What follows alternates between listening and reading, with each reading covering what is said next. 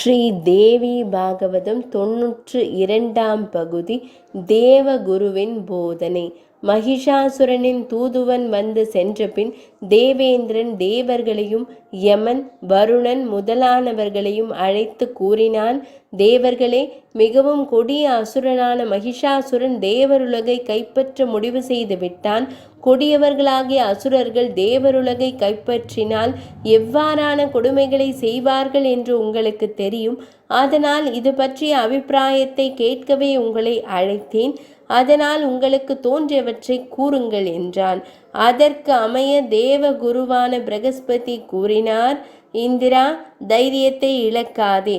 நமது பலத்திற்கு ஏற்றவாறு நடவடிக்கைகளை மேற்கொள்ள வேண்டும். எமது செயல் எதுவுமில்லை, எல்லாம் தெய்வத்தின் செயல் என்பதை உணர்ந்து ஞானிகள் கூட முயற்சியால் காரியத்தை அடையலாம் என நினைத்து தியானம் செய்கின்றனர். நல்வினை தீவினை பயன்களை நாம் அனுபவிப்பதற்கு ஆண்டவன் நமக்கு முயற்சியையே வழங்கியுள்ளார். முயற்சி இல்லாத படை பலத்தாலோ ஆயுத பலத்தாலோ வெற்றியை பெற முடியாது. அனைவரும் தெய்வத்திற்கு கட்டுப்பட்டவர்கள்.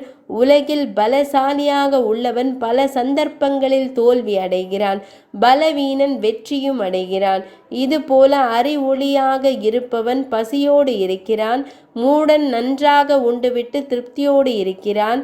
வீரன் தோற்பதும் கோழை வெற்றியடைவதையும் நான் காண்கிறோம்.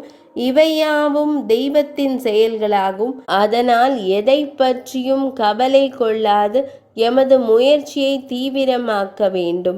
இறுதியாக ஒன்றை கூறுகிறேன். ஒருவனது புண்ணியத்தை அழிக்கத்தான் சுகமும் பாவத்தை அழிக்கத்தான் துக்கமும் ஏற்படுகின்றன.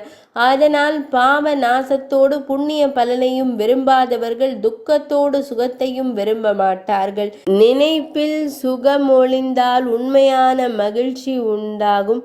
அதனால் உனது சுகம் நாசப்படும் என்று கலங்காது வந்துள்ள யுத்தத்தை நீ முறைப்படி நடத்து. நடக்க வேண்டியவை நடக்கும் என்றார் தேவகுரு. 92ஆம் பகுதி நிறைவடைந்தது.